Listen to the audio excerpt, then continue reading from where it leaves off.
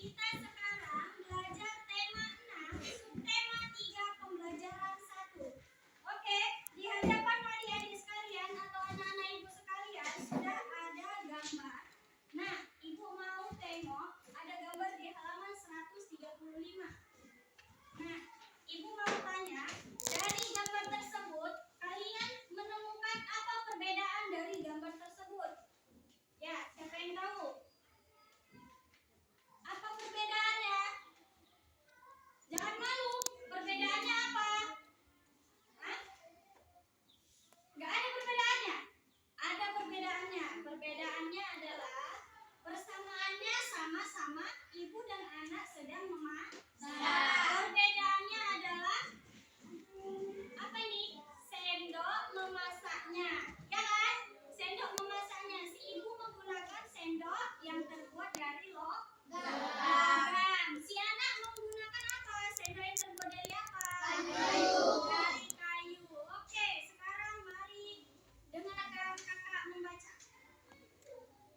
Bahan konduktor dan isolator. Di sekitarmu terdapat banyak benda dengan berbagai macam bahan. Pemilihan bahan didasarkan pada sifat yang dimiliki bahan tersebut.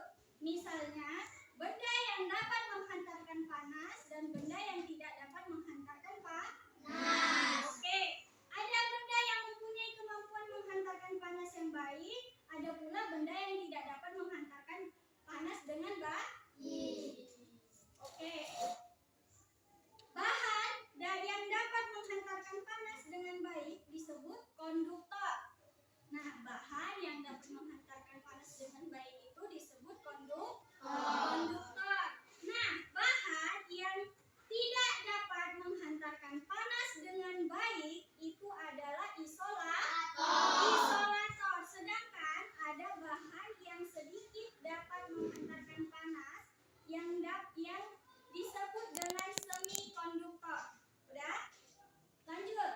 Bahan konduktor yang sering digunakan dalam kehidupan sehari-hari biasanya terbuat dari bahan logam seperti panci, wajan, penggorengan, dan beberapa peralatan masak di dapur terbuat dari bahan logam. Contohnya seperti ini.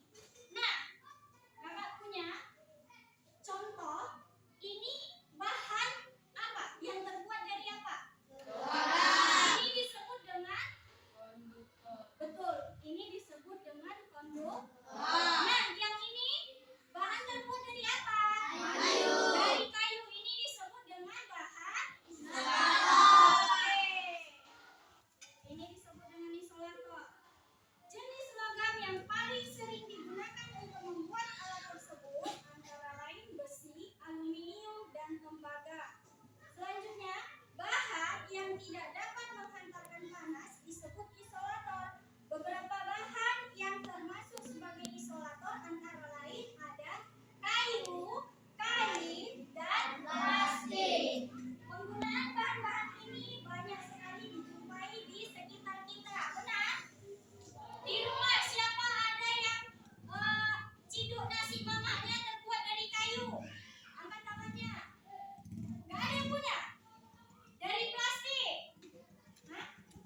Biasanya bilangnya apa itu? Sutil, ya kan? Sutil baru untuk mengambil nasi itu apa sih namanya?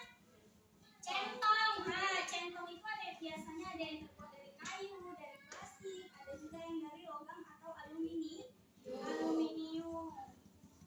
Ibu rasa semua ada lah ya kan di rumah ya kan? Nah, selanjutnya penggunaan bahan konduktor dan isolator dapat diterapkan secara bersamaan pada sebuah alat. Perhatikan gambar di bawah ini. Nah, di situ ada gambar. Perhatikan gambarnya. Panci yang biasa digunakan untuk memanaskan air ini terdiri atas bahan yang berbeda.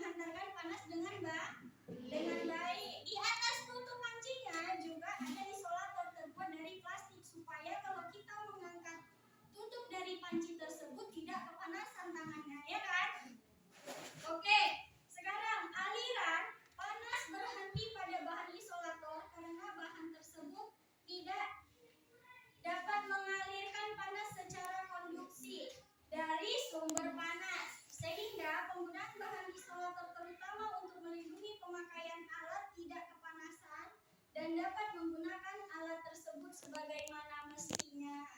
Jadi udah paham? Apa tadi konduktor? Konduktor apa tadi? Apa? Minjam. Konduktor itu apa? Bahan yang dapat menghantarkan panas dengan baik disebut dengan konduktor. Ya udah. Bahan yang dapat menghantarkan panas dengan baik itu disebut konduktor. Nah, kata yang di belakang. Isolator itu apa? Isolator itu apa? Hah? Apa Kak? Isolator itu apa? Isolator itu apa?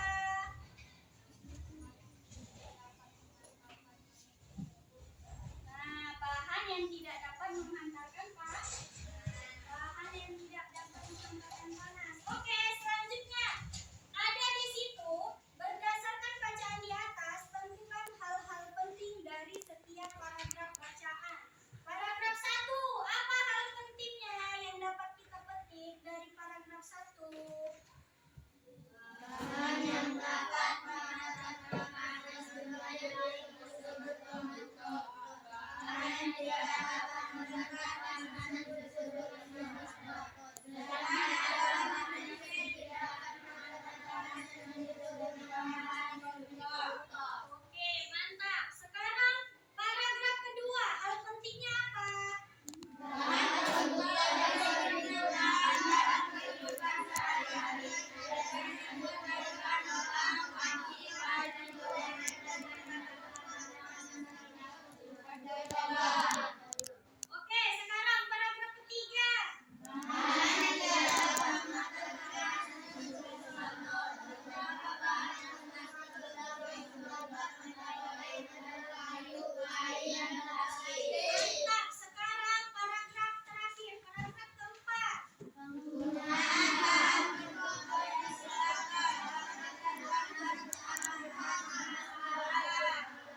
Oke, berarti kakak rasa kalian semuanya sudah paham lah ya. Sekarang coba kakak tanya lagi dengan menggunakan media yang kakak bawa. Nah, ini bahan yang dapat menghantarkan panas atau tidak? Tidak. Disebut dengan apa? Isolator. Oke, mantap. Sedangkan ini bahan yang dapat menghantarkan panas atau tidak? Disebut apa? Konduktor. Nah, coba kakak mengambil dengan barang yang berbeda. Nah, mana di sini konduktornya dan mana di sini isolatornya? Isolatornya yang paling atas. Konduktornya yang mana? Oke, yang bawah. Berarti ini bisa digunakan secara bersamaan, ya kan? Tujuannya supaya tangan kita tidak kepanasan. Oke. Kakak rasa cukup sampai di sini pembelajaran kita hari ini. Terima kasih untuk waktunya. Sebelum menutup pembelajaran, alangkah baiknya kita berdoa terlebih dahulu.